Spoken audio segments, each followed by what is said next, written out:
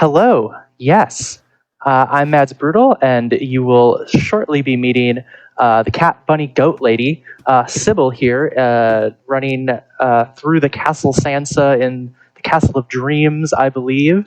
Tell you all about that, but first introduce my lovely commentator, RoadkillRevenge. Would you like to say hello? Yes, hello, I'm RoadkillRevenge. I'm excited to help to be the hype squad for this game because I enjoy it greatly. Yeah, a couple things about the run and the game. First, so this is a 3D platformer Metroidvania that actually just got updated pretty significantly yesterday morning. So I'm playing on an old build of this now, and the newer build changes a whole lot of things, but there's a lot of the movement would carry over if you wanted to pick this up with the current build. Also, if you want to pick up this game, it's $6 on Steam. It's super good, and also it's part of the Humble Bundle for Frostbite Tales. So super recommend it if you like this movement heavy game. We're playing 100%, so we're going to be getting everything in the game. That includes abilities, power-ups, the soul outfit that's currently in it. The update gives a lot more cool outfits to our character. And the other thing we're going to be picking up is the outfit that is important is it has pants on it. There's pants on that outfit. And currently, we have a bid war for whether or not we're wearing pants. So I assume we're pantsless right now. Is that correct, Jaypeg? Oh, we sure are at $207. Okay. Oh, well, thank you so much for donating for the pantsless. You can continue donating if you would like our Sybil to be warm here. It's very drafty. We were just talking before. There's a lot of drafts in this castle, so we'd like to keep her warm. But let me think. Is there anything else? I think that's it. You ready to get started, Rody? Let's go! Okay. So we're going to start here when I select the save file. In 3, 2, 1, let's go. All right, so right here at the beginning, Mads is just going to be using very, very basic movement. As you can see, we got little hops, but it is going to escalate very, very quickly because this game is very, very movement tech heavy. Every ability that we're going to be picking up basically adds a little bit more complexity to the different options we have to move through the levels. And you can also grab onto ledges. But the first ability we're going to be getting is our sword. Yeah, I think it's a sword. This blunt object that we hit things with. Quote-unquote sword. Yeah. And as you can see, it can be used to break through walls, which is going to unlock different paths. If you've played other Metroidvanias, that's probably very familiar to you. There's actually a lot of abilities in this game that very much evoke other classic Metroidvanias, but do it in a very, very unique way. So another thing Mads did there was she hit the little egg guy, little enemy. There's not going to be a whole lot of combat in this run, but it does charge that meter up on the left of the screen. Now Mads is going to be doing a little hop here to get up. That was utilizing a movement text that we're going to be seeing a lot throughout the run to gain a little bit extra height by changing direction and doing a jump during a slide.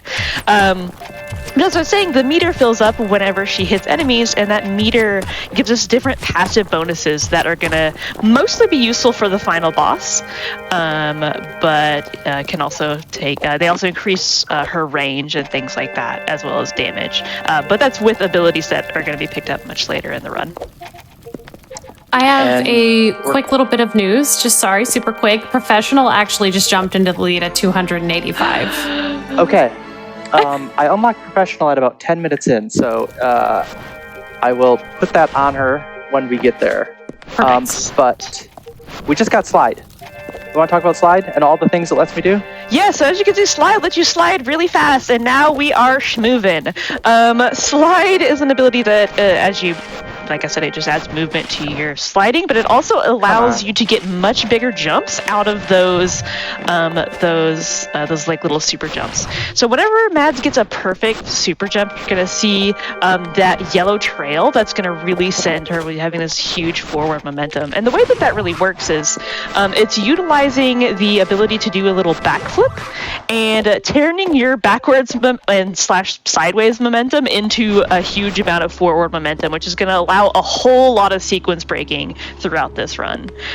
So now Mads is entering the underbelly, which is probably the biggest area in the game and is full of lots of secrets, like this little shortcut that is going to take her directly to the next ability and avoid a much more difficult path that is more the intended way to get here.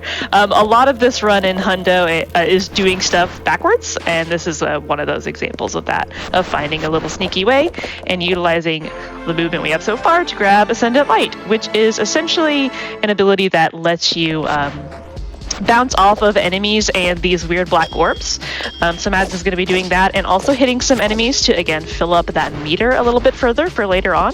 And then just keep on sliding through the underbelly. This part's really fun to me. You can actually jump off of moving platforms to add their movement to your own, which is always really fun to see. You just like yoink across the room from these little elevator thingies. And Mads got the first HP upgrade, which those are going to be a part of what is required for the Hundo in this game, because she's going to be collecting, I believe, 11 of those. Is that right? How many of those? There's like a weird number.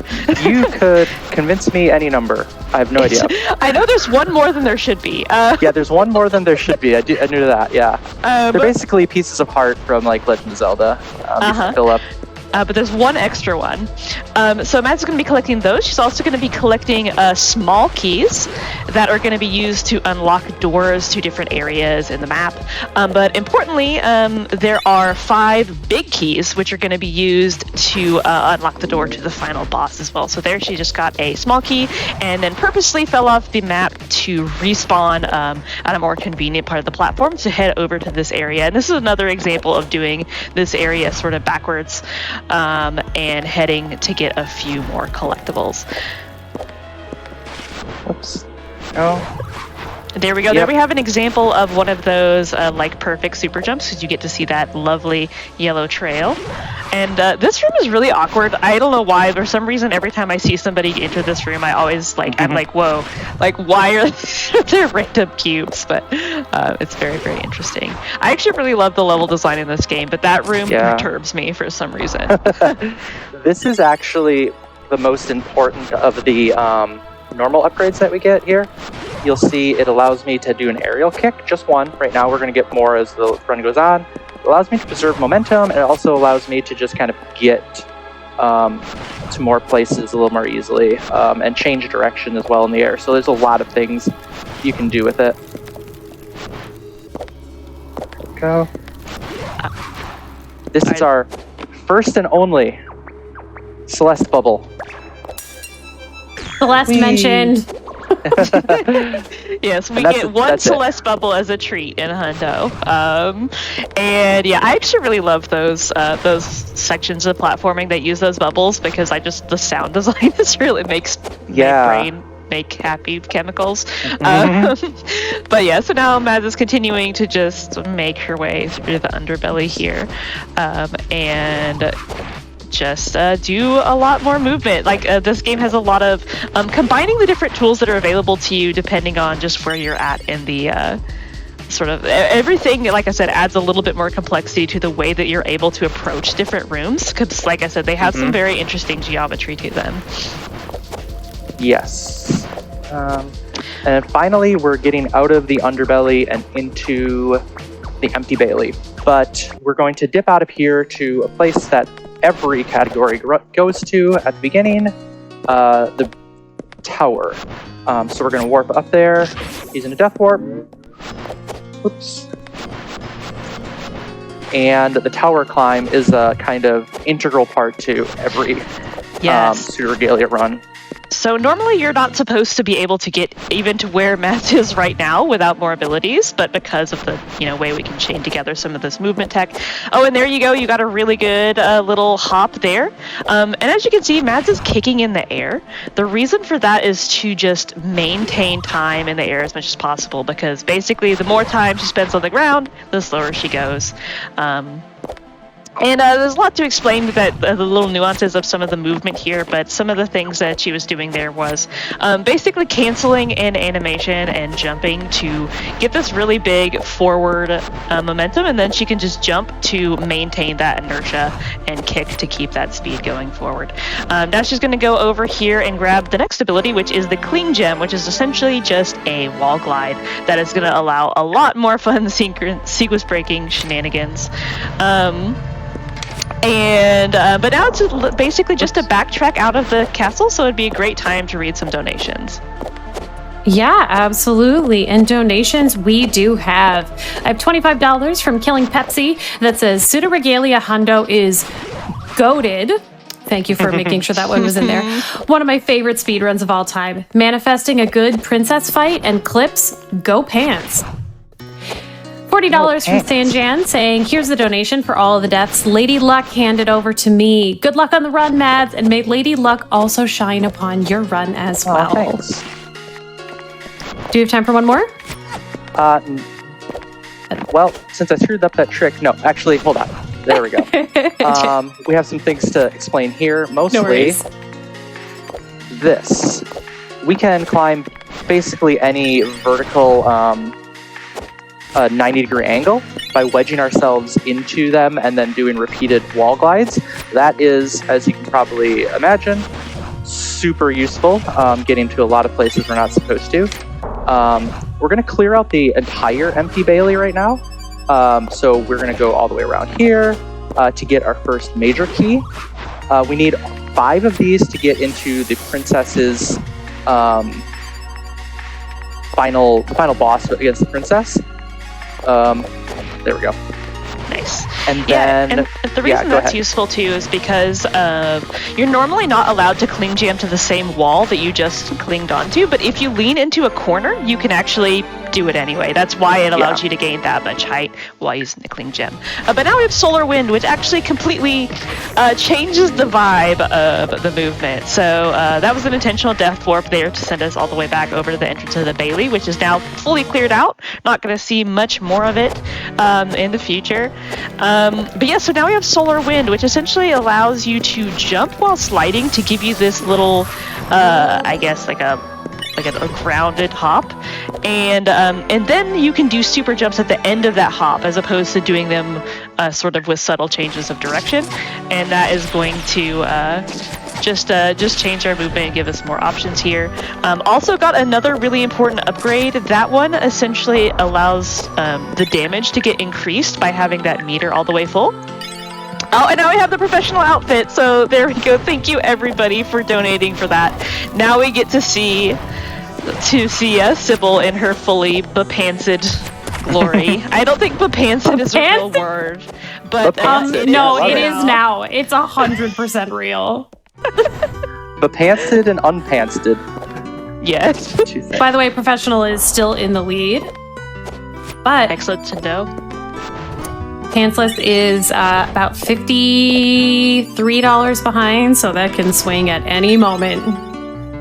Yeah, nice. So if anybody wants to see Sybil remove the pants once again, it is within your power to do so. And so now we have the library, which has some really, really fun movement climbing up these bookcases. Mads, do you want to explain that little sort of cancel to get the extra jump height there? Yeah. So you can essentially Solar Wind gives you kind of different gravity properties, and if you do it into a wall, and you can kick off it, you can retain those kind of low gravity. So you get these anti-grav kicks that get you a lot higher than you're supposed to, and they're really useful in a lot of places. We're coming up here onto our next ability, and we're going to hope that the UI works, and we'll see here, holding my breath. Yeah, so there's a chance that this UI, that box will just stay open, and that Mads would have had to have done this clip blind. Bye. And wow, that was really fast. I barely had time to explain it. So you basically used the cling gem there to clip through the wall and just respawn right all the way at the beginning of the library. So that was a really, really, really clean library overall. So cling clips are going to be important. That's hard to say. Essentially, if you cling away from a wall, sometimes Sybil's legs, hindquarters, will kind of go backwards into the wall, and it'll push you onto the other side. So we use that to get to a lot of unintended places. In that particular case, we used it just to simply die, so we could get warped back to the last place that we had a death warp at. Knowing where the death warps locations are is really important for routing. Swag. Ooh, hold on. Got it. Nice. You can buffer some inputs while that slow motion happens. So, we anyways, still got so much hype in the chat for that that library clip. Oh, nice. There'll be some more. Hopefully, some more that look nice and smooth. So yeah, actually, a strat coming up fairly soon is going to be really predicated on knowing precisely where we're going to respawn. But for now, we are just kind of going back into the dilapidated dungeon to get some things that we couldn't our first time around. So, actually, no. We got some cool movement here. This is my favorite movement in the whole run, right here.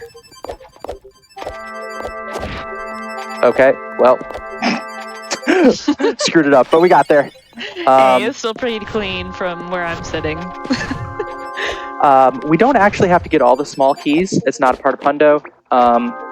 There's one we don't get. There's not a lot of combat in this game, and we skip one of the two bosses. There's a small key that we get from fighting him. Otherwise, we get everything. Now we're doing some backtracking back the direction we came out of the dungeon and into the underbelly for our second trip to the underbelly. So this is a great time for donations. Yeah, for sure. We have $55 from Holly that says, "Don't you hate pants?" And $25 from Osher that says, "No pants is best pants." However, with those wonderful donations, Pantsless is still lagging behind at 237, while Professional is in the lead at 285. So if you agree with Holly and Osher and you want to see us be doing this Pantsless, you gotta make sure that you are donating and make sure you're selecting that incentive for the bid war. Legging behind? Is there something there? Legging behind? Yes, okay. that's a banger, actually. I'm gonna flip out of bounds, and clean. we're gonna do some neat movement. We're gonna land on this pillar, and then on the stairs we're gonna do backup strats. Oh, just kidding. We're gonna fall to our death. Whee! Whee! Out Okay. of bounds, baby. That was very close. We'll do this again. So you notice though where we respawned, that is kind of instructive. We want to keep that as our respawn point, which is part of the reason why we go to bounds. The other reason it's very much more direct if you don't fall. So anyways, pillar, stairs, weird pillar thing here. There we go, and we'll fall Yoink. through. And I'm going to be very careful to ride the wall to fall down here because, boom, we're back up top. And we're out of the underbelly. That's our second trip to the underbelly. We're going to go one more time. Underbelly, like Brody said, it's really big, and we break it up a couple times. We're coming up on the most stressful and difficult part of the run. So while I'm kind of just doing a little bit of movement, this is actually another good time before we have a long stretch to do one or two more donations. Oh, yeah, for sure. So we have $25 from Tig Bun that says, "Sybil needs to at least put on a sweater. It is cold, and she's already cold as ice. Thanks to the devs for the recent map and costume update and the community around Pseudo. You have been amazing, and learning to run the game has been a treat. Trans rights." Oh, hell yeah. Okay, we're in the theater. Want to talk about the theater? So the theater is one of the only parts of the game that has a cycle that is very, very annoying that you're going to see right here. There is this evil death corridor that just It just sucks. And here's hoping. There we go. And then it's directly followed by some really difficult movement here. So Mads is going to be jumping up on this door frame, climbing up in this corner, getting under this support, and then getting up and totally secret breaking onto this platform. Really, really nicely done there. And then just heading down this hallway to the main part of the theater. Now for this, you're supposed to get 3 different switches in order to get the big key, and you're supposed to do a lot of platforming to get to them, but Mads, oh, that was, you're schmoovin'. What are walls? What are walls? She clipped through a gate to turn on the switch so that she does not have to go through all of the intended way to get to that lever. And now she proceeded to immediately clip out of bounds and is now doing a bunch of movement to head to another collectible needed for this category, which is going to be all the way here over here. But because she's out of bounds, it is preventing her from setting new spawn points. So after collecting this, she's going to be able to teleport all the way back. And now there's going to be a little bit of flashing screen there while Mads clips through that wall from the other side to get back in bounds, grabs this collectible all the way over there, and then resets back in the theater. And now she has to do it again for this third switch. And now this one's a little bit more tricky, but it's basically the same concept, except the movement after it is going to have a little bit more going on. There's a couple very difficult clips in a row. So there's the first one. She grabbed that, climbed up the wall, is going to be heading back out of bounds over this way and going all the way over here to some more unmarked terrain. And then this is the really difficult clip. And absolutely flawless, Matt, you got it. Like, it made it look like a dream. Clipped right in here to grab Soul Cutter. That was a really tricky clip, so that was absolutely awesome. And now my favorite clip, Squish the Bunny. Come on. Oh, come on. There we go. So that basically just used the gate there to squish Sybil through the floor and out of bounds to do some more movement to grab back over where we need to go, and heading back in the direction of... Oh, there we go. What Matt did right there was moved into first-person mode, which is a thing that you can do to make certain wall climbs just a little bit easier and more consistent. So after doing that, she climbed up, clipped back in bounds once again to get the health upgrade, and is back here and can finally grab this key that she had to get all of those switches in order to unlock. So that was... there's a couple more collectibles here, but that was a really, really nice theater. Yeah, that was scary. Oh. That was the most dangerous part of the run. Can we celebrate that by, in fact, going pantsless, because pantsless is in the lead again? Yes. I'd love to. What a great way to celebrate. What a great way to celebrate. So we're gonna leave the show, leave the theater. We gotta put our comfy clothes on. That's what I do whenever I leave the theater. Okay. Coming up here, the theater's completely done, and I'm very glad to have that in the rear view. We're going to do most of the Castle Sansa now. So first, this very difficult long jump. Oops. I guess I'll just do some anti-grab kicks to get up here. We're going to do a little bit of just kind of cleaning up, kind of some tricky movement, but... nothing kind of new to explain. So this is actually another good time for a few donations. Yeah, absolutely. To update everybody, Pantsless is still in the lead at $367, with Professional now trailing behind at $310. I have some other really important news. While we are doing this pants or no pants war that is happening, we are super duper close to $15,000 total raised for Women's Legal Fund. And so I just want to see, can we hit that goal tonight? But speaking of those, we do have $50 from 2131 Suibium. I am struggling, but that's okay because they just say 2 words, no pants. And I could not agree more.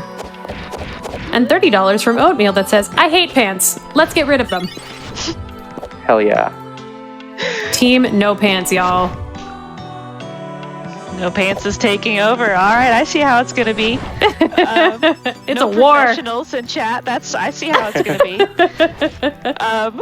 But yeah, so this movement's actually really cool. This little. Oh Don't worry. Again, as somebody in chat said earlier, this game makes backups look intentional, so that was definitely calculated. So Mads actually was able to, hit off of that torch to be able to gain a little height. That's really fun to me that you can hit those torches. I don't know if I ever picked up on that when I was playing the game casually.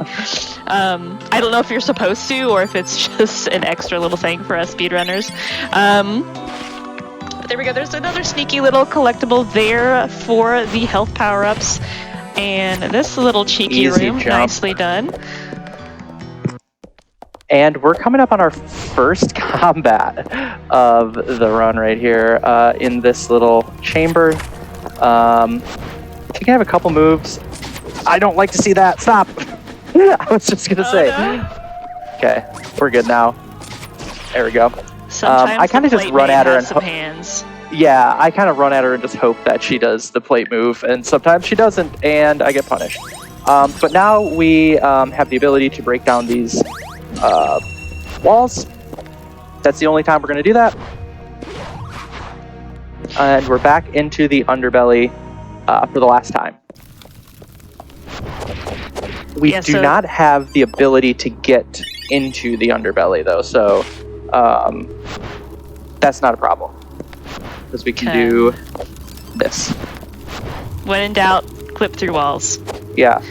Yeah, so normally you're supposed to use Sunsetter, which is like a ground pound ability to get through there, if I remember correctly, but again, we can just sequence break out of it. And now this room's a really, really interesting one that normally has you running around using Ascendant Light to flip these switches, and but you don't really have to. If you are a cool speedrunner like MadzBrutal, you can just go along the wall, once again being very careful not to touch the ground there, and respawning at the beginning of the room. Yep, easy peasy. Finally, underbelly is done. And we just gotta get out of here. Finish up the keep once we get out of here. Now this climb out of the underbelly always makes me laugh because you do all these little hops up the hill, and it looks really funny to see Sybil doing this little little wonky movement. It always makes me laugh. But there we go. Now we're out and back into Sansa Keep. We have a kind of cool trick coming up. There's a few ways to get into the throne room where the key is. I'm going to do one that has been patched out, but I really like it. It's just this. Yeah, so hey, we're out of bounds. For whatever reason, there's just a gap in the ceiling of that room there, so Mads is able to just jump through it, use that to get in between these little doors here, and then flip these switches. That was really cleanly done. Sometimes you can get sort of stuck in that clip to get into that room, but that was pretty seamless. So now it's just a whole bunch of hopping and jumping to get to the throne room key, but following this is a very, very difficult skip. Now we take a quick break. Okay. For good luck. And now there is a pixel perfect skip here, which is one of those cling clips where Mads is going to be needing to cling into this corner in a very particular way and then clip through the floor. There we go. Nice. Perfect. That was not too bad. There we go, and this puts us, I should have mentioned when I passed it, but way back where we were quite a while ago. Go. Nicely done, though. Okay. And now we're going to have our last ability, actually. We're coming up kind of on the end game already. This is going quick. In Oh here, my gosh. Weesh moving. So now we have, this is one of the, a few of these you can actually buffer inputs and do fun little things to jump out of them. I'm not sure if you were going for that with this one, Mads, but you can also just use the Sunsetter, which is the ability that she just got, in order to just bounce right out of there. So this is the ground pound I was talking about before. It lets you break through, stuff on the floor, but it also lets you gain some height in a very convenient way that is sometimes easier in certain circumstances than doing any of these sort of wall climbs tech that we've been seeing before. And there we go. So that's that's the last ability, right? Yeah. That was the last power up as well. Already? Wow. Look at us go. All we have is one more key and the last health upgrade right here. Boom. I love this slow motion. I wish everything in the game gave you slow motion. Very that Kingdom Hearts give the last blow to the boss kind of thing. So now we just have to return to shoot the tower. So as we get to the tower, there's going to be another tower climb, but this is probably our last good chance for a handful of donations. So it's the last time to put the pants on for the final boss. Well, we are still in the lead with pantsless, but what I do want to point out is that we are less than $200 away from $15,000 raised for National Women's Law Center. Y'all, chat, do you think that you can beat MadzBrutal? Do you think you can get to $15,000 before MadzBrutal beats Pseudoregalia? I think you can. I absolutely think you can. Let's do this. By the way, we have $10 from 3Pup that says Team No Pants, and then there's 1, 2, 3, 4, 5 exclamation points after that. That's a good amount of exclamation points. That's a good amount. That is a good amount. So what Mads is trying to do here is trying to get a really good forward super jump on this sort of geometry above this platform to sequence break around this little tutorial area for Cling Gem, and that was really nicely done. A second try, honestly, is not too terrible for that. That's really tricky because you really have to get a good forward super jump for that. So Mads is going to very carefully grab that key so that she doesn't accidentally jump off the castle, which is a thing you can do. And then into the door to darkness for all you Kingdom Hearts fans. Darkness. We're gonna go see King Mickey and Riku up here. Did somebody say? So this is the final boss. We're here at Deserted Memory. Yes. So this notoriously random and difficult. Yeah. Go ahead. So fair warning, there's going to be a little bit of like screen shake and stuff because Mads is going to be locking onto the final boss, and the boss does teleport around. So just a fair warning. She has lots of different abilities she could do. Obviously, as a speedrunner, some of them Mads wants her to do, some other than others. This one is one not. Yeah, Beyblade here is probably the worst one, the slowest cycle here. And there's one ability that can do a surprising amount of damage to you. It's less of an issue for Mads because she has all her health upgrades. Now that sound effect you just heard of the glass breaking means the boss is at half of her health, so get ready on time. Here we have the teleporter. She's being pretty okay so far. Luckily, whenever she's teleporting, she hasn't gone too far away, and there's time. That was a very good fight. Whoa. She was really nice to me with her attacks, except for the one Beyblade. Cool. That's Pseudoregalia. That's the whole game, 100%. I think you PB'd. Yeah, what was my time? I am seeing 29:29 right now. That's my first sub 30. So nice. Yo! Cool. That's so exciting. Well, that was a ton of fun. Appreciate the opportunity to do this. Rudy, do you have anything you want to say first? No, just thank you for having me. This run is always a blast. Like, the movement is hypnotizing, and I'm honored to be invited on to help keep you company. Oh, well, thank you. Yeah, so that was Pseudoregalia. That was also day one Frost Fatales. There's a whole week of super cool runs. Let's see. Definitely check out Pseudoregalia. If you're playing it, you're already halfway to speedrunning it. It's really, really kind of, it's even more beginner friendly, I think, now. And there's a super cool community that help you out. Check out the Discord linked on the SRC page. A lot of cool people in there that really like to help out, and some good guides and stuff. Other than that, that's all I have. So thank you for having me, and it was fun, and I hope you enjoyed it.